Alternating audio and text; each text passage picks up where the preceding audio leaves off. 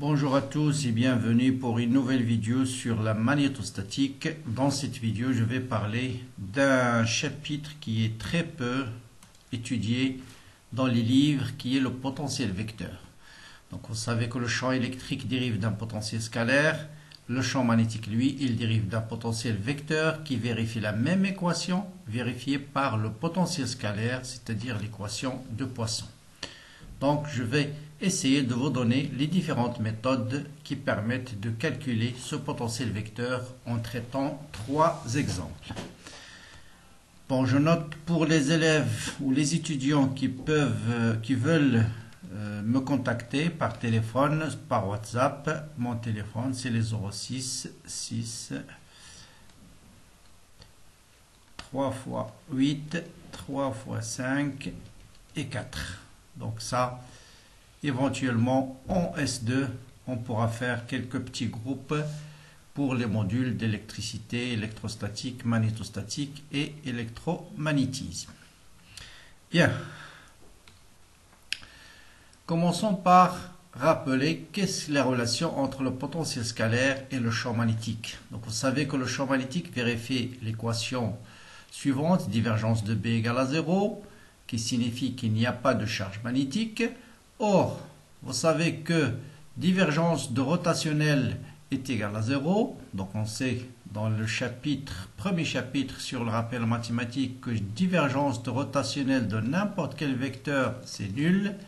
Le fait que divergence de B égale à 0, ça veut dire qu'il existe un potentiel vecteur A tel que B égale à rotationnel de A. Bien, A, c'est un vecteur, c'est un vrai vecteur. Donc tout ce qui est symétrie, il vérifie ou bien il suit les mêmes règles de symétrie que le champ électrique. Ça veut dire quoi? Ça veut dire qu'il est perpendiculaire à un plan d'antisymétrie des sources et il est contenu dans un plan de symétrie des sources. Donc faites attention, ce n'est pas les mêmes règles de symétrie que B, c'est les règles de symétrie de E. Quelle est l'équation vérifiée par A? Donc on sait que ça c'est le théorème d'Ampère. Donc théorème d'Ampère se forme local. C'est rotationnel de B égale à mu 0 J. Or on sait cette propriété là, rotationnel de rotationnel, c'est grade div moins le Laplacien. Ça veut dire, si je l'applique en particulier à A, rot de A, c'est grade div de A moins le Laplacien de A. Or, dans la jauge de Coulomb, on impose à A la même équation que pour B, c'est-à-dire vous avez aussi divergence de A égale à 0, donc ce terme égale à 0, et donc on arrive à Laplacien de A est égal à rot de A c'est B, ça veut dire rotationnel de B, et ce terme c'est mu 0 J. Donc vous avez moins Laplacien de A égale à mu 0 J, et donc on arrive à l'équation de Poisson. Donc vous voyez, c'est très analogue à l'équation de Poisson vérifiée par le potentiel scalaire. Le rôle que joue mu 0, c'est 1 sur epsilon 0, le rôle joué par J, c'est ρ. Or, l'expression du potentiel créée par une densité de charge à une distance R, c'est 1 sur 4 pi epsilon 0, l'intégrale ρ d de taux sur R. Donc par analogie, on peut déduire que le potentiel vecteur, en remplaçant 1 sur mu 0, epsilon 0 par mu 0, ρ par J, et voilà la définition du potentiel vecteur. Donc si on veut calculer le potentiel vecteur par la méthode directe, voilà la première formule qu'on va utiliser. Donc en définitive, on a trois méthodes qui permettent de déterminer A. Donc soit la définition, A en appliquant directement le calcul, on va essayer de l'appliquer dans un cas tout de suite, soit en appliquant directement B égale à rotationnel de A, si je connais l'expression de B, je peux déterminer A, donc ça c'est ce qu'on appelle la forme locale, et la forme intégrale de cette équation, c'est celle-là, forme intégrale. Donc vous avez trois méthodes, donc soit la première méthode calcul direct, valable surtout pour les circuits finis, soit par la forme locale, soit par la forme intégrale, et je vais utiliser les trois méthodes pour le calcul du champ magnétique, potentiel vecteur. Bon, commençons par cet exemple-là. Donc vous avez un fil fini de longueur 2L, d'accord? Donc là, de longueur 2L, on nous demande de calculer le potentiel vecteur sur la bisectrice. C'est très important parce que c'est uniquement sur la bisectrice que le champ potentiel vecteur va avoir une symétrie bien déterminée. Pourquoi? Parce que ce plan-là, le plan formé par ER et Eθ, est-ce que c'est un plan de symétrie ou bien un plan d'antisymétrie des sources? La dernière fois que je reviens sur la symétrie, pour le vérifier, vous prenez deux points symétriques par rapport à ce plan-là. Si je prends ce point M sans symétrique, c'est celui-là. Le courant au point M, voilà sa direction. Le courant au point M', voilà sa direction. Or, c'est quoi le symétrique de ce vecteur par rapport au plan ER-Eθ? C'est ce vecteur-là. Voilà le symétrique de ce courant. C'est celui-là. Or, réellement, le courant circule dans le sens du moins le symétrique de I, c'est-à-dire l'antisymétrique de celui-là. Ça veut dire ce plan-là, c'est un plan d'antisymétrie. D'accord? Si le courant point M était dans ce sens-là, si le courant point M' était dans le sens inverse, dans ce cas, on dirait que c'est un plan de symétrie. Mais comme le courant au point M, symétrique de M, c'est l'antisymétrie du courant au point M, donc ce plan-là, c'est un plan d'antisymétrie. Or, qu'est-ce qu'on a dit? Le potentiel vecteur vérifie les mêmes règles de symétrie que le champ électrique. Donc, un seul plan d'antisymétrie suffit. Donc, le fait de dire que M, toujours le plan de symétrie, il commence par le point M où je calcule le champ. Le plan M, ER, Eθ, plan d'antisymétrie. Plan d'antisymétrie, ce qui implique tout de suite que le potentiel vecteur va être perpendiculaire à ce plan, donc il va être suivant EZ. Voilà, c'est la symétrie qui me dit que le potentiel vecteur va être suivant EZ. Bien, maintenant pour le calcul, on nous dit d'utiliser cette relation-là. D'accord? Donc pour le calcul, qu'est-ce qu'on va faire? Comme ce qu'on fait pour la méthode de calcul du champ magnétique par la méthode directe, je prends un élément de longueur I de Z, donc I de Z, et je calcule le potentiel vecteur créé par I de Z. Donc I de Z me donne un potentiel vecteur D de A qui est par définition mu0 sur 4 pi I D de Z sur R, bon, sur R suivant EZ. Voilà, donc I de Z, voilà un élément de longueur par définition. Hein, on peut revenir sur la page précédente. Voilà, vous voyez que un élément de longueur D de I crée un champ D de A qui est égal à mu0 J D de temps en distribution volumique linéaire, ce sera I D de Z sur R. Bien. Donc par symétrie, le champ est suivant EZ. Ce qui nous intéresse, c'est D de A de Z, qui est tout simplement la projection de D de A suivant Z. Donc c'est la même, mu0 sur I D de L. C'est D de Z, cet élément de longueur là, c'est un élément de longueur de l'axe OZ. Donc ça sera D de Z sur R.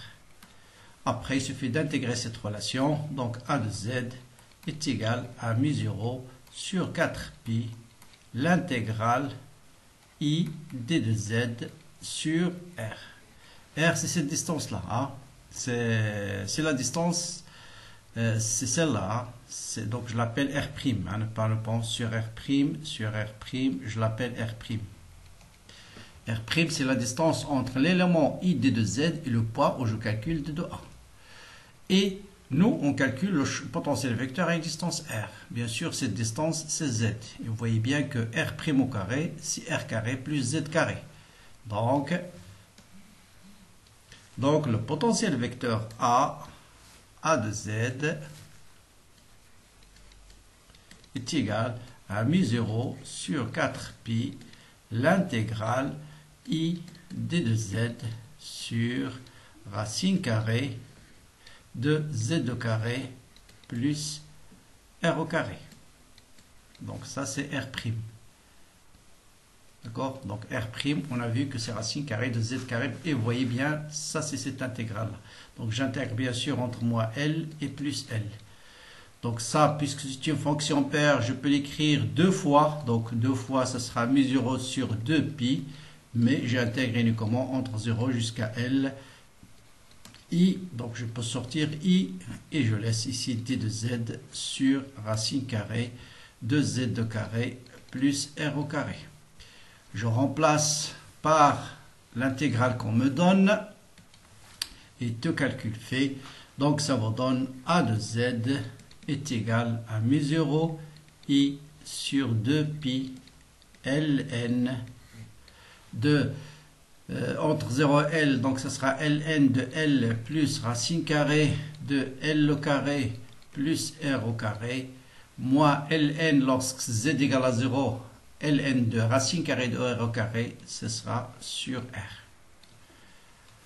Que je peux écrire encore mu0 I sur 2pi, c'est juste une autre forme, ln, en divisant en haut et en bas par L, ce sera 1 plus racine carrée de 1 plus R sur L au carré sur R sur L. Donc voilà le potentiel vecteur créé par le champ magnétique sur sa bissectrice. Maintenant, le problème, cas de fil infini. On va voir que cette méthode-là n'est plus valable lorsqu'il s'agit d'un fil infini. Pourquoi? Parce que pour un fil infini, L tend vers l'infini. Et si L tend vers l'infini, cette intégrale diverge. Diverge. Pourquoi? Parce que vous allez avoir log de 2 sur 0. Ça vous donne l'infini. Et log de l'infini, bien sûr, il n'est pas fini. Donc voilà. Donc cette méthode-là n'est plus valable. Donc calcul direct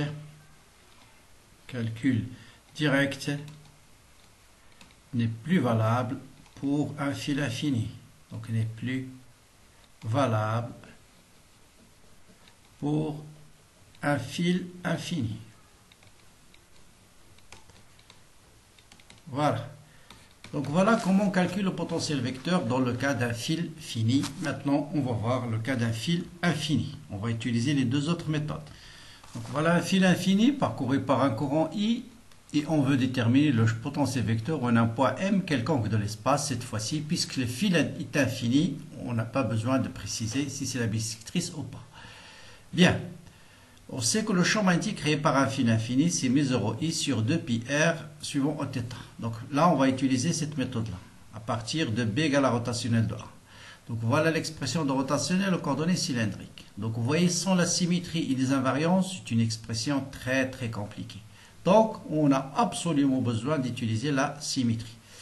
Donc comme tout à l'heure, il suffit de trouver un plan d'antisymétrie. Et comme pour le champ à la bissectrice, le plan ER, Eθ, c'est un plan d'antisymétrie.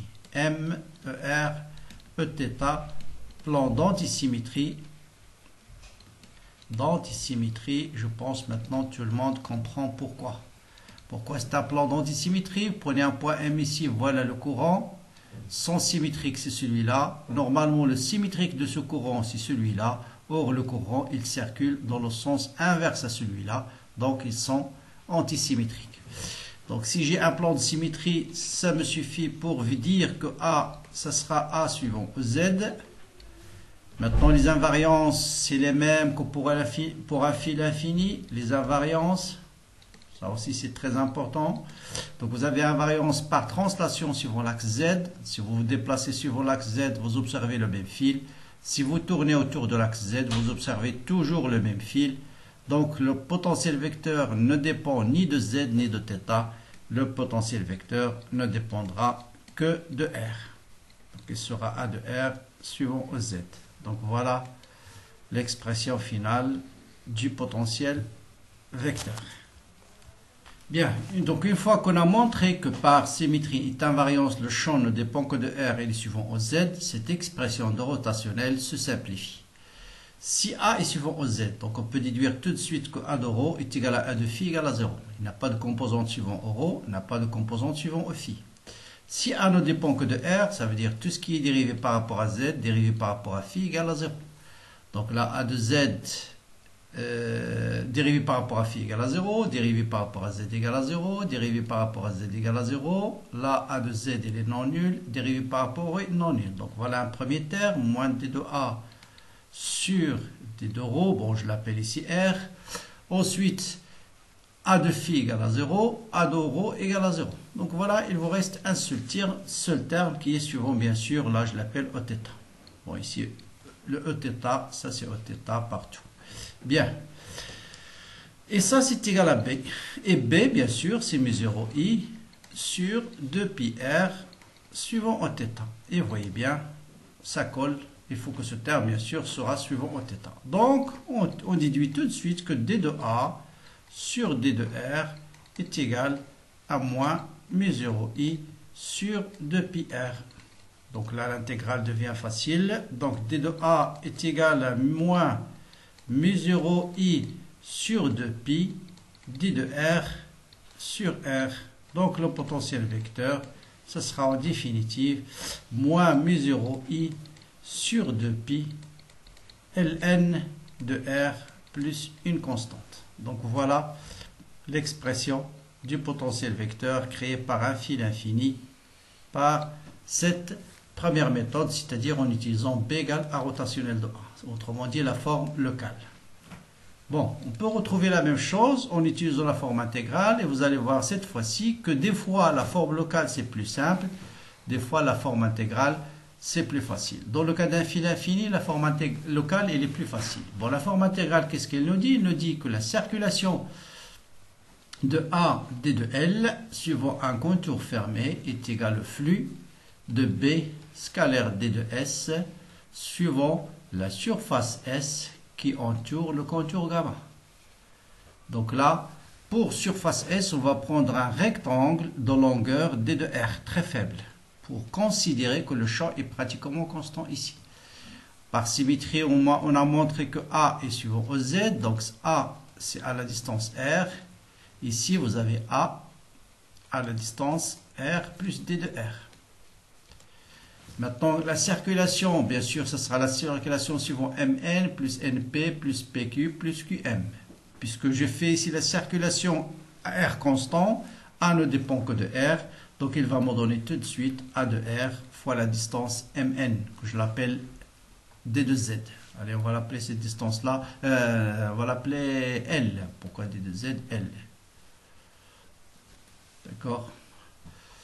On va l'appeler D de Z, c'est pas grave. Donc A de R fois D de Z. Ensuite, ici, A est suivant Z, D de L est perpendiculaire. Donc la circulation est nulle. Là, A est suivant Z, D de L est suivant moins D de Z. Donc c'est moins A à la distance R plus D de R fois D de Z. Et ici, bien sûr, A et D de L sont perpendiculaires. Donc la circulation est nulle. Donc A ici, ça c'est R, ça c'est D de R. Donc A c'est à la distance R plus D de R. Et A est suivant au Z. Hein, d'accord? Donc ici A et D de Z sont parallèles. A et D de Z sont antiparallèles. Et ça c'est égal à quoi? Au flux de B. Quand j'oriente le contour dans ce sens, la normale elle est suivant θ. Et donc ça me donne directement B fois cette surface-là, qui est R fois D de Z. Qui est plutôt D de R fois D de Z. Qu'est-ce que je raconte? C'est D de R. D de R, c'est D de R fois D de Z. Fois D de Z. Bien. Maintenant, je vais noter tout ça. A, je vais mettre A. Je vais factoriser par D de Z ici. Bon, je simplifie par D de Z. C'est pourquoi on peut l'appeler D de Z de L, ce qu'on veut. Donc celui-là va disparaître.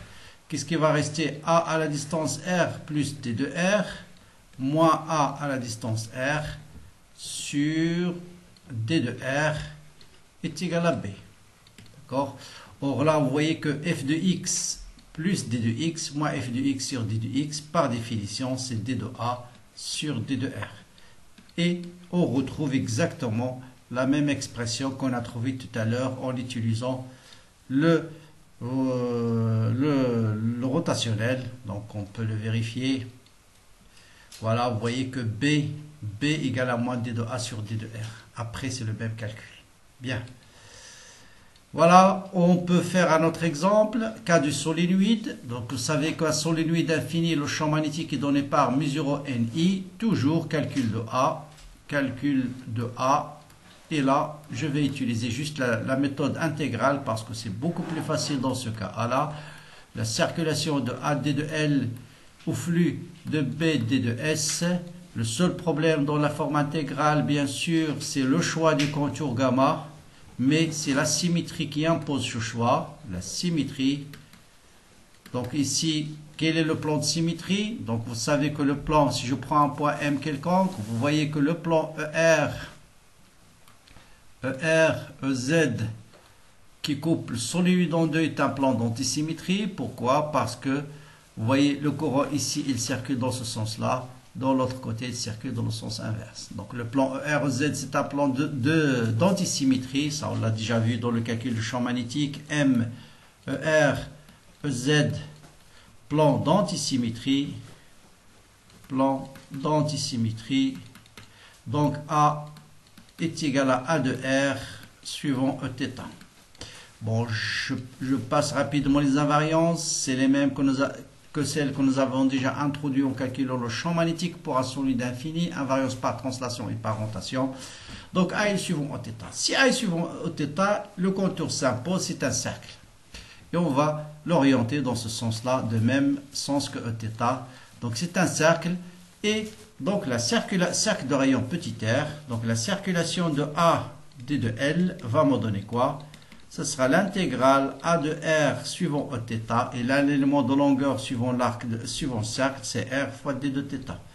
Et ça va vous donner, puisque j'intègre sur un cercle, le rayon est constant, A de R est constant, R, A de R, l'intégrale D de θ, c'est 2π.